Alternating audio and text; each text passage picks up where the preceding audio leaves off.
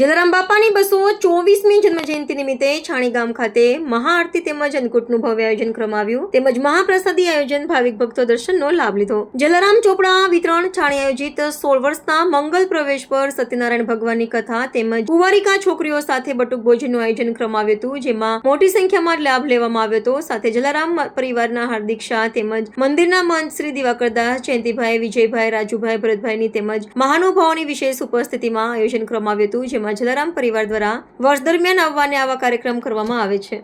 જય જલારામ। જલારામ રાહતદળ નોટ ચોપડા વિતરણ તરફથી આજે 16મા વર્ષના મંગલ પ્રવેશ નિમિત્તે આજે સવારથી કાર્યક્રમ કરવામાં આવ્યા છે। આજે સાંજે ભગવાનની સત્યનારાયણ ભગવાનની કથા સાથે બાળકો માટે બટુક ભોજનનું પણ આયોજન કરવામાં આવ્યું છે। સાથે સાથે જલારામ ચોપડા વિતરણ આવું ઘણેક કાર્યક્રમ કરતા આવ્યા છે અને વિવિધ કાર્યક્રમ કરીને આગળ ને આગળ જલારામ પરિવાર અને જલારામ નોટ ચોપડા વિતરણ ખૂબ આગળ વધે એવી સૌને શુભકામના।